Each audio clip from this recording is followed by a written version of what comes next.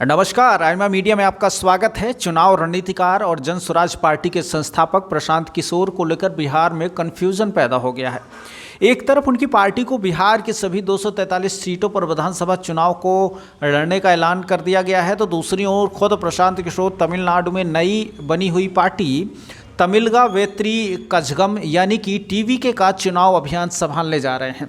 बिहार विधानसभा चुनाव और तमिलनाडु विधानसभा चुनाव में ज़्यादा समय का अंतर नहीं है और इस साल नवंबर में बिहार का चुनाव होगा और अगले साल मई में तमिलनाडु का, यानी 6 महीने का अंतराल है। और उनकी बनाई गई संस्था आईपैक पहले से पश्चिम बंगाल में ममता बनर्जी की पार्टी तृणमूल कांग्रेस के लिए काम कर रही है, यानी अगले साल के शुरू में कम से कम 2 बड़े राज्यों में उनको या उनकी संस्था को चुनाव रणनीति का काम संभालना है।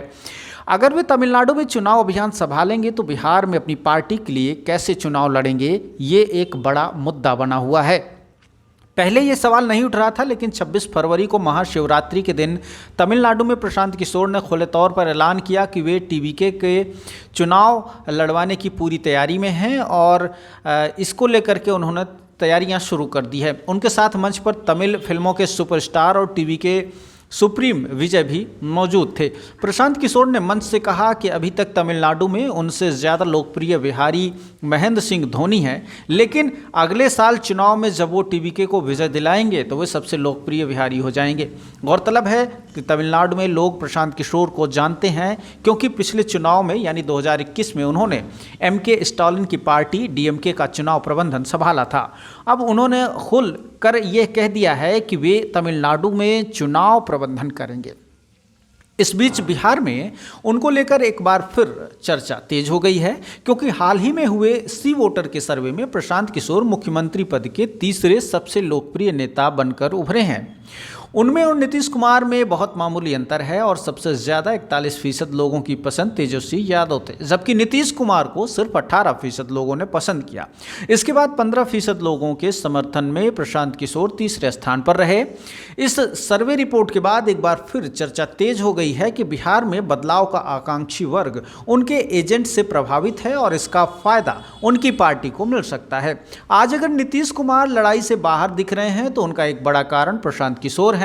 अब उन्होंने यह भी ऐलान किया है कि वे तेजस्वी यादव के खिलाफ राघोपुर सीट से चुनाव लड़ सकते हैं। अगर वे ऐसा करते हैं तो एक बहुत बोल्ड मूवमेंट होगा। वे बिहार में बदलाव और विकास का चेहरा बनकर चुनाव लड़ना चाहते हैं और उनका एक एजेंडा तेजस्वी यादव को भी रोकना है, जिनके बारे में उन्होंने बिहार में प्रचार प्रसार किया और तेजस्वी 9वीं फेल हैं, इसको लेकर के बहुत तेजी से उन्होंने लोगों के बीच में बात की।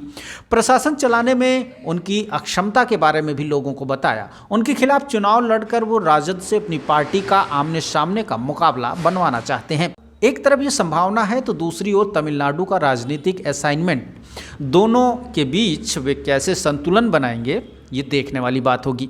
बहरहाल ऑल इंडिया मीडिया एसोसिएशन की ये वीडियोज़ आपको कैसी लगती हैं हमें कमेंट कर ज़रूर बताइए। हमें यूट्यूब पर देख रहे हैं तो सब्सक्राइब करें और फेसबुक, इंस्टाग्राम या अदर एप्लीकेशन पर देख रहे हैं तो फॉलो करना ना भूलें। हमारी वेबसाइट aimamedia.org पर जाकर विभिन्न तरह के समाचार पढ़ सकते हैं, सुन सकते हैं और ख़ुद भी अपने समाचारों को अपडेट कर सकते हैं। शुक्रिया।